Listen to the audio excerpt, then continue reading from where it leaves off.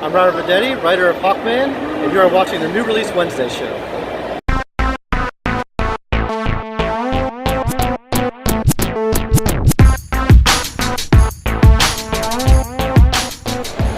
Hello everyone, and welcome to the Robert Venditti Q&A.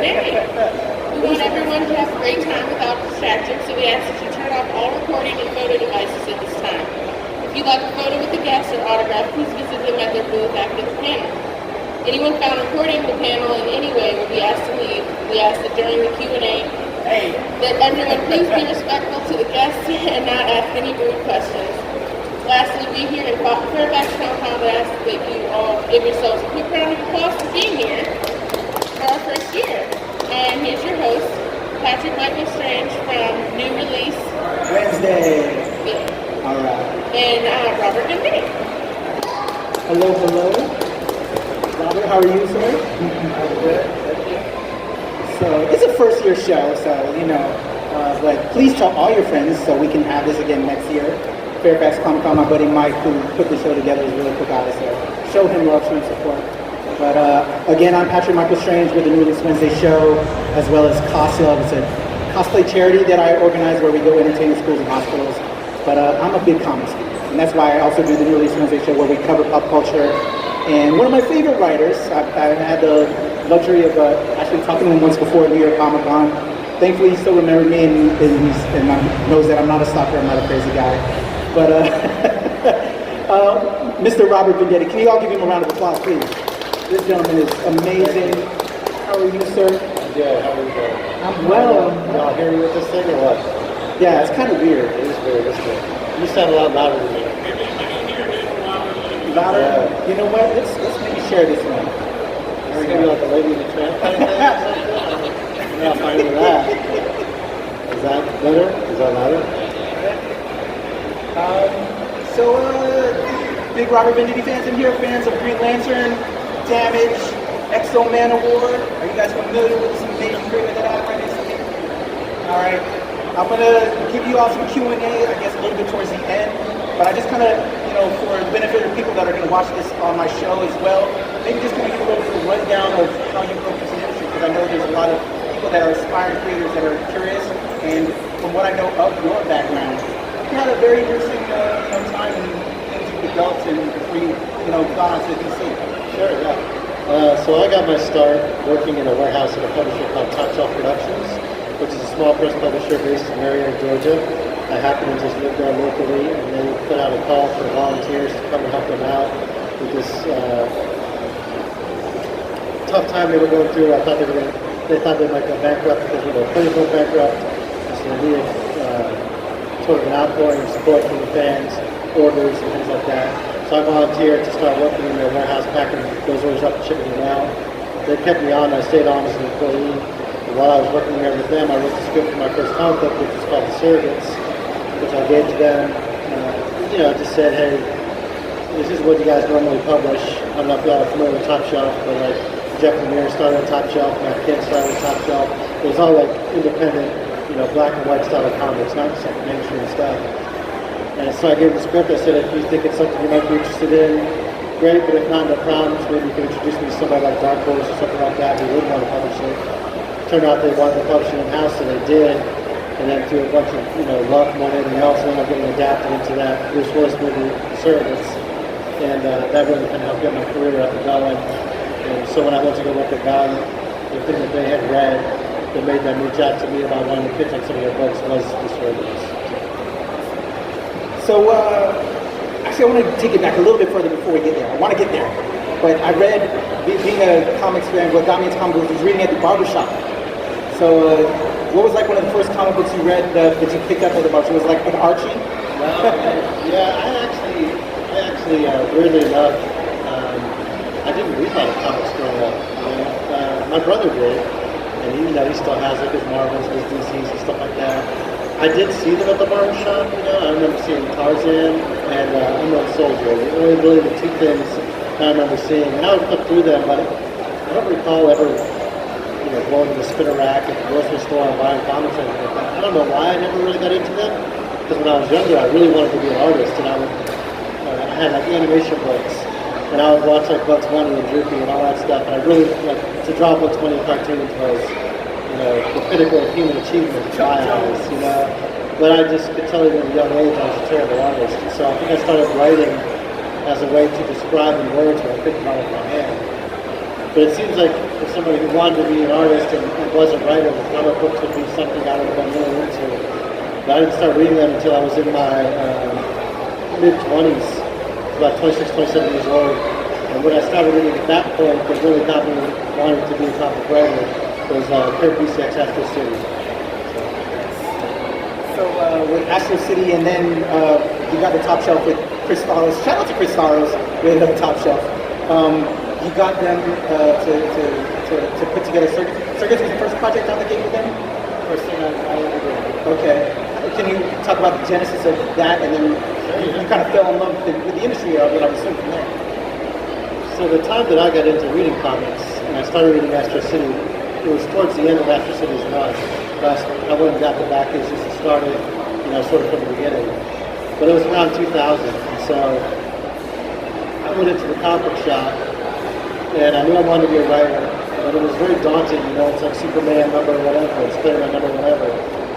So I was looking for anything that had a low number that was kind of a cohesive universe that I could start off reading. And so I saw this book called Tom Strong. I have no idea who Alan Moore is, right? But it was brand new at the time. So I was like, well, here's a number one, and Prometheus is number one. It's like an almost self-contained thing. I was like, wow, this stuff's pretty good. Who's this Alan Moore guy? Like, what else has he done? Oh, he did Watchmen? I'll read Watchmen, And so it was like an interesting time for me to start reading the comics, and I really just kind of fell into reading the best of what there was, just from the moment that I was doing it. And so that was very much the style of comic book I wanted to write. I was in grad school at the time, getting my master's in creative writing, so I wanted to do something that was very literary in themes, but very genre in style, And so The Surrogates is a very genre, cyberpunk, sci-fi type story, but very literary in the themes that I wanted to do. I think that's why it kind of came along with something that Top Shelf would want to do, because while it was full color and it was much more genre than anything else they've done, it did have those literary themes and that sort of emotional core to it that they had across a lot of their books. I think that's what made them decide to want to do it. So I didn't know any artists or anything like that. We went and got Brett Lumley. We knew Brett Lumley from Savannah College of Art and Design. It was a perfect choice for the book because it has a very cyberpunk style. And so I wrote a full script and worked with Brett Lumley on that. And it was a real learning experience, I'd never written 4 novels before. I'd never written a comic book before. So it was, really just kind of figuring it out on my own, what worked and what didn't, because even at that time, there weren't a lot of books you could go buy that were about writing comics. Will Eisner had a couple. Now you can get a lot of these resources online and go to Barnes & Noble and see books about how to be a comic writer. There wasn't really a lot of that back then. Comic books hadn't really exploded yet. I don't even think the X-Men movie was happening. If it was kind of new, So the film thing hadn't really got up and going yet. So it was me just really kind of figuring out a lot on my own how to do some of those things and figure out what worked and what didn't. So check out Service if you haven't checked it out with Top Shelf Productions, as well as the film with Bruce Willis. So good stuff there. Now, one of my favorite properties, you got recognized by Valiant Entertainment, one of my favorite comic book companies to do Exo Manowar. Exo fans in the house? So Exo Manowar, some love, y'all. Killed it. I'm a big history buff. And just kind of where you took Eric Abdasia to space and all of that was just amazing. I want to see that movie. Valiant, I know we have the Bloodshot movie coming. I know my buddy Dinesh, our mutual friend Dinesh Amritsani, he's down in South Africa filming Bloodshot right now. But I can't wait to have EXO and your interpretation on the big screen. Can you tell us about how you got that project, kind of the genesis of putting your stamp on it from the existing material to where it's at now? So Warren Simons was somebody I had met when the Surrogates collection was out. I went and visited the Marvel offices one day to meet an editor I knew there, and he shared a little cubicle with Warren Simons, and so I brought copies for other editors there, and Warren was one of the guys I gave them to. So it was probably, 4 or 5 years later, maybe 3, 4, 5 years later, that he read that, and Vine was starting up, and he thought I might have an interesting take he originally wanted me to pitch on Bloodshot. And so when he reached out to me about pitching on my characters, me not having grown up reading comics, I told him very up front, not only have I never heard of any of those characters you just named, I've never heard of Valiant. I had no idea what that is. Because I started reading in 2000 and Valiant was already gone, And he said, that's perfect, exactly what we want. Somebody look at these properties, take a new look at it, come in with no preconceptions or anything like that. So he sent me character Bibles on the main sort of group, Bloodshot, Exo, Ninjak, Shadow Man, Eternal Warrior. And the two that really jumped out at me that I really like to work on were Eternal Warrior and Exo. But especially Exo, because with each project I take on, I try to do something different that's outside my wheelhouse to learn and grow as a writer. So it would have been easy for me after Surrogates to be like, I'm a cyberpunk sci-fi writer. That's all I'm going to do now because I did that. And so I've kind of got that brand. But I don't want to do that. I want to do something different every time. Well, if you're looking for different, there is no, 5th century Visigoth in an alien suit of battle armor in the modern day. Like that's as different as it gets. So I chose to pitch on XO. And when I was looking at the character, I really kind of wanted to get into, I didn't know what a Visigoth was. It's a dead culture, it's not something that we know about in the way that we know about, Roman history or African history or Asian history. I mean, the Visigoth culture disappeared, so there aren't even really museums that have artifacts of that era as much because they were a nomadic tribe of people and they didn't have cities that they built or any of these kinds of things. So for me, I wanted to approach it from that angle. If you took somebody who lived in that era, or what defined you as a hero was being able to run out onto a battlefield and kill as many people as you could with a sword, which is a very limited way of killing people. You can't kill that many people with a sword, I don't care how good you are. You took somebody with that mindset who at the same time was driven around by the Romans because, sometimes they were friends of the Romans, sometimes the Romans trying to kill them. They have no home, they're always on the move, it's a very hard life. You put him in the modern day, his culture is now gone. Nobody speaks his language. Nobody even knows what a Visigoth is. He's the last of his kind. And he still has that mindset, obviously much sooner than Braveheart, but that Braveheart style of mindset. But now he's in the most powerful weapon on the planet. He's going to use that weapon in the way that heroism was defined back in his day. But that's not how we define heroism anymore. So really it became a story about the evolution of heroism for him, learning how to take what he thought it meant to be a hero and put it in the modern day. And going from thinking that his kingdom was this very small group of Visigoths moving around the Roman Empire to his kingdom and the people that he has to protect being all of planet Earth and even beyond. So what kind of evolution is that for him, going from someplace so small to someplace so grand, but not losing those core elements that really made him who he was? And that was kind of what I tried to put in my pitch. And really, if you look at the whole 56 issues I wrote the book, each story is self-contained in and of itself, but it's one big master story arc that shows that whole evolution of him from Visigoth to, King of Earth. How much research did you have to do for that? I know you had the Bibles and everything, but because of all of that, I'm curious, one, just how much research you had to do. And did you tell everything you wanted to tell on XO? Do you have an inkling at all to maybe return back and tell a couple more stories?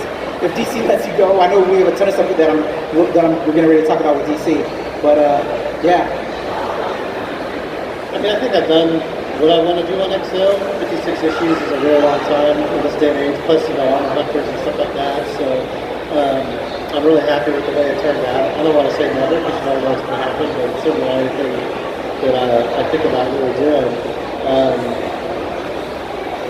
Research-wise, it was interesting because in the beginning I was really trying to do a lot of research on Visigoths. It just really isn't that much. So I called a historian friend of mine who's a college professor. I said, man, I'm really trying to find out about this particular era of history and the Visigoths and what their culture would have been like, and little things like did their saddles have stirrups or not? You know what I mean? Just things like that I wanted to try to nail down for the artist. And the historian said, you're not really doing anything wrong. This particular era that you're referring to, it was very hard to find information because they were nomadic and they didn't have histories and all those kinds of things. So I tried to stay as true as I could to the extent that I could, but there wasn't really a ton that I could do to really nail down a lot of things. Now, certain events like the opening battle, the Battle of Palencia, that's the day when it happened. It happened on Easter on that specific year. So I tried to stay true to those things, but really there was only so much I could do. Can we get some love for EXO, please? Because, man, it's one of my favorites. Thank you, Robert, for that. And please, Dinesh, I'm sending this video to you. Dinesh Ambasani, he's the former CEO over at Valiant. He's now working on the movie, like I said. Please, can you get Robert in? I'm sure you'd love it too to see your interpretation. I want to see his interpretation. Can we get EXO coming as a film? DC Comics. So from Valiant to Demon Knights, and then we also have Green Lantern Corps. And guys, he's going to be working on Hawkman with Brian Hitch, y'all. I don't know if y'all are excited as I am, but I am super excited. It's going to be super dope. Let's go with Demon Knights into Green Lantern into Hawkman. So after I started working on EXO, the early issues of that got the attention of some editors at DC that had that sword element to it. So they asked me if I'd like to write 4 issues of Demon Knights, which was a story that was set sort of the Camelot era. And so it had Shining Knight in it, Exoristos, which was a character created by Paul Cornell for Demon Knights, and some other characters as well. So I did that for 4 issues. They liked what I did, so they kept me on for another 4. So I did 8 total of that. And while I was writing that, they talked to me about pitching on Green Lantern. And so I pitched on Green Lantern. It's kind of the way it works. When you're getting your first thing for me to serve, it works as your resume piece that you can take around to editors, or the editors will come across and see. And that's kind of your job application almost in an industry that doesn't have job applications. It's your resume that shows, this is how I think about story, this is how I develop character, this is what I do in terms of high concepts and things like that. And it just kind of goes from one to the other, So I went from Surrogates to EXO to Demon Knights to Green Lantern to Flash and Hal Jordan Green Lantern Corps. It just kind of goes from one thing to the next. Damage as well, This is kind of a process where as you go throughout your career, you work on different properties, and like I said, what I do is really different. I know some people might think that X-Men of War and Green Lantern are very similar because they're both in space, but the way I approach those characters is vastly different. Really the character of who X-Men of War was inside the armor is vastly different than who Hal Jordan is wearing the ring, and so that's what makes the story so different. And hopefully, like I say, along the way, you're growing and you're learning things and you're getting better each time out because it's not math. You're never going to solve for X. There are no answers. It's art. So you're never going to have it all figured out. But what you can do is try to learn from each experience and become better as you go. And you can take something like my run on Green Lantern, which started with 34 issues of Green Lantern and then finished with 51 issues of Hal Jordan Green Lantern Corps. You look at those whole 85. You look at where I was on Green Lantern 21. Where I ended up on Hal Jordan Green Lantern 50, I think you can really see an evolution of me as a writer. Not just understanding Green Lantern as a character, not just understanding the DC universe, but really understanding the mechanics of writing a monthly comic script, because at the time I started writing Green Lantern, I'd written maybe 12 monthly comics in my life, a handful of issues of EXO and a couple of issues of Demon Knights, and then I was doing Green Lantern. So really it's a never-ending process of learning as you go. Becoming better at story, better at character, better at dialogue, better at writing serialized art form, and all those things. If you had to choose one Green Lantern, who would you choose? I don't know. A free for all. A fight. The only one. Last man standing. For me. And that's really how I approach Hal Jordan Green Lantern Corps. Like, they're all the best at what they do, given a certain situation. Like, if you want somebody who's going to chase down Light Ray, the fastest flyer of the New Gods, you want Hal Jordan. If you want somebody who's going to get punched in the face and never get knocked out, you want that Barker. If you want somebody who's going to think his way out of Brainiac Apollo, you want John Stewart. If you want somebody who's going to make an intricate construct art, put it in somebody's chest and keep it beating and keep that person alive, you want to be Kyle Rayner. So to me, there is no best winner. It depends on the situation that they are, and they're even all stronger together as a whole. And even like, which one is the most fun to write? Guy Gardner. You know? Which one is the most intricate to write? John Stewart. You know? So it depends even on the scenario as a writer, which one I like the most. But I will say that Guy was the biggest surprise to me when I started writing that series. I didn't want him at all. I said I'd write the series, but in my head I was like, what am I gonna do with this idiot? You know, like he's such a jerk. I don't like him when I read him. You know, I'm not saying that about Tomasi. Tomasi did some great things with him. But if you look back at Guy Gardner over the course of his history, you know, some of that 70s, 80s, 90s stuff, he's such a jerk. You know, it's almost like the people who were writing him hated him. You know, and so when I really started thinking about why he's that way, why is he such a jerk? It really made me sort of dissect the character and ask myself why he's that way. And ultimately, I came around to he's that way because he wants you to punch him in the face. And he wants it for two reasons. One, because he thinks he deserves it. Because when your own dad has beaten you, you must think everybody deserves to beat you. And then on another level, in a really sad sort of way, he thinks that's the only thing he's good for is going to punch him in the face. And he is really good at that. So if he can walk into a room and make you mad at him and you're punching him in the face, but you're not punching any of his friends in the face, he'll take all those hits. And to me, that's an incredibly noble thing to do in a very self-loathing way. So Guy Gardner became a character that I found to be really tragic and really sympathetic and really endearing and honorable and enjoyable to write and challenging as a writer. And I think a lot of the writers before me probably felt the same way about him. I just never was able to see it, you know, until I really was put into the box of having to write him and figure it out. And so all those writers along the way who wrote him as such a jerk, I would have never gotten there without all of that. You know? So I hope I was able to build on what a lot of other people did. And I think Tomasi was an excellent Guy Gardner writer. I really enjoyed the stuff that he did. And certainly some of the elements that I use in my run are things that Tomasi introduced. I really didn't expect you to answer that, but I thank you for that commentary on Enter the Lanterns. That's awesome. Can we give some love for Green Lantern Run, people? Really awesome. Check that out. So now the big project we have coming up with Brian Hitch, who I'm sure y'all are huge fans. Amazing, super detailed artist. You're now on Hawkman. Can you tell us what you knew? Was Hawkman somebody you were familiar with coming up? Because I know you started late. What you learned on Hawkman and where you may take Hawkman. I know you can't give stuff away. But a little bit on Hawkman before you do a Q&A real quick.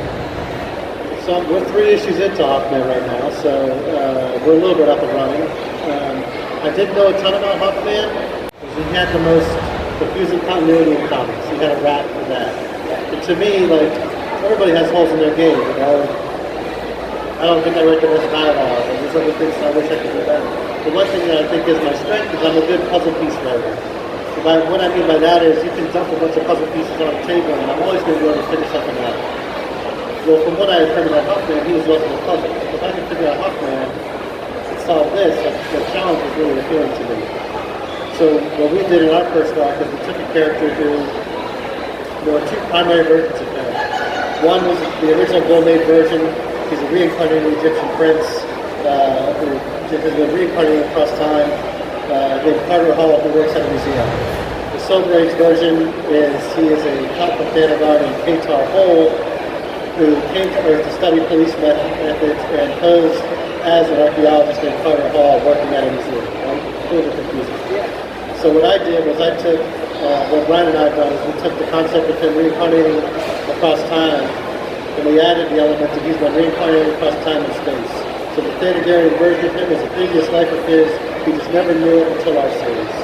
So all of the continuity counts now, all the things happen, all the various versions of him, various versions of him at different times, different space.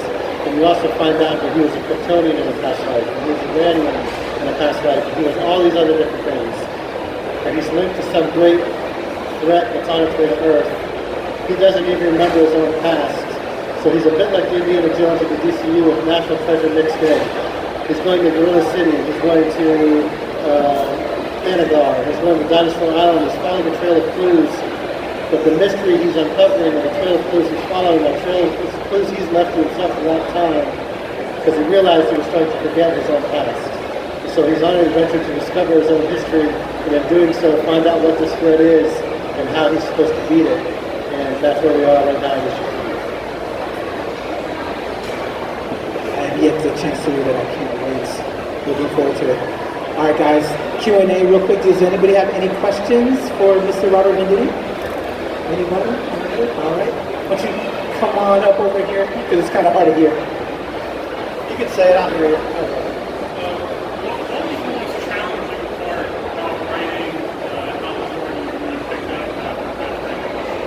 So the question was, what was the most challenging part about running Hal Jordan after I picked it up from Jeff Johns?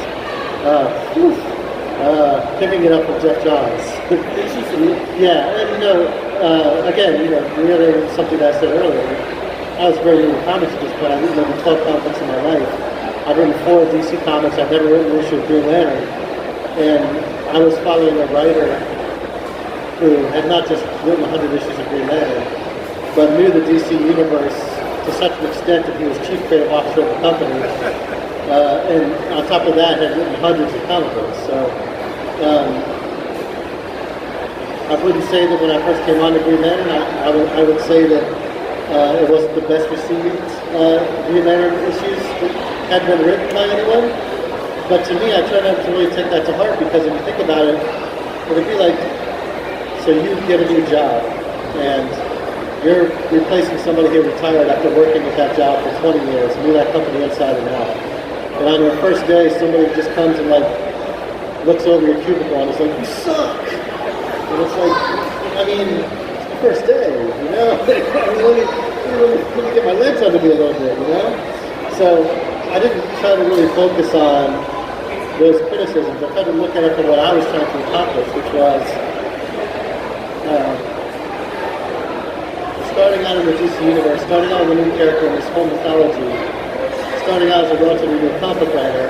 How can I start here, and how can I learn, and how can I grow, and how can I be better at doing this? Regardless if it's 20 issues, or it's 40 issues, or it's 85 issues, 86 issues, 85 issues that I ended up doing. And so that's really what it's about for me. It's about trying to learn and grow and get better. The hardest thing was just coming in after somebody who had invented that mythology and brought so much to those characters. They're not just hard shoes to fill, they're shoes that can't be filled, So I'm not really trying to approach it from that way, but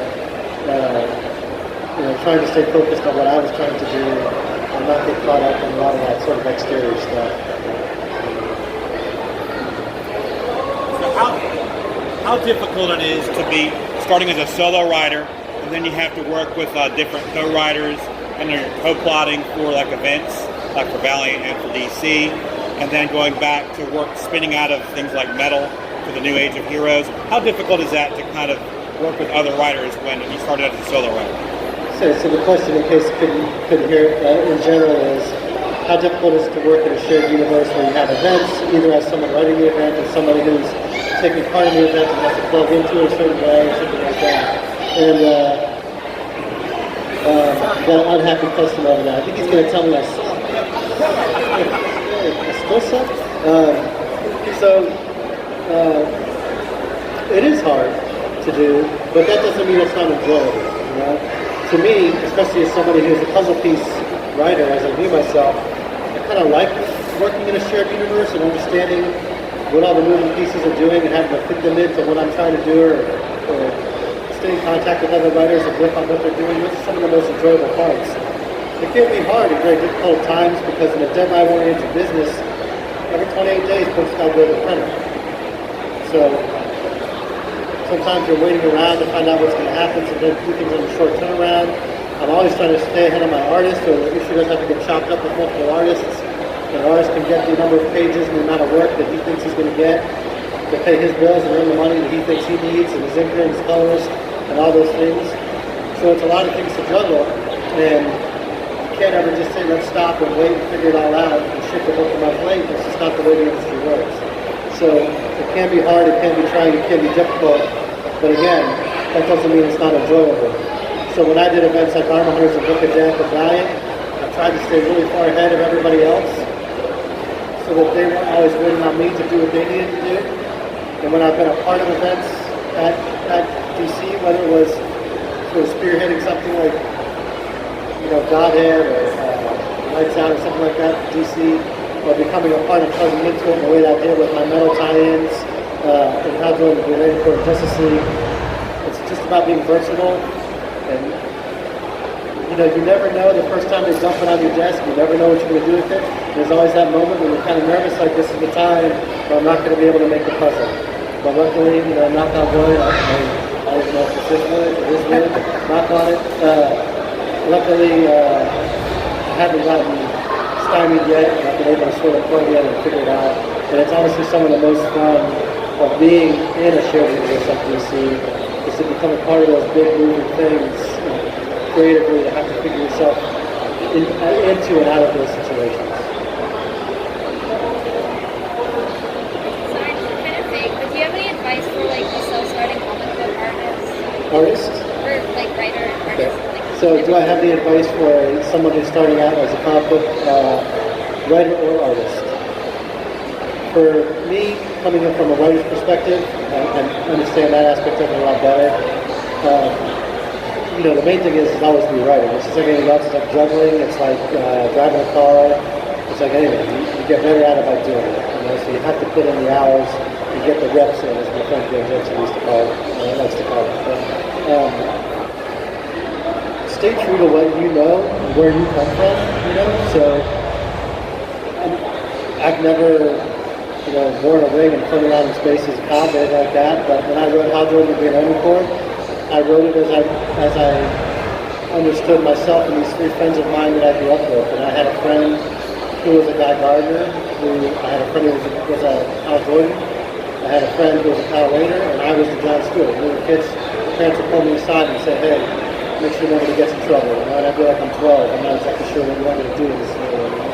But I tried to approach Hal Jordan with the Olympic as running those four guys, myself and my three friends, and how they would react to different scenarios. And so ultimately, the only thing that's going to make your comic different from somebody else's comic, because there's only a limited number of stories, they've all kind of been done.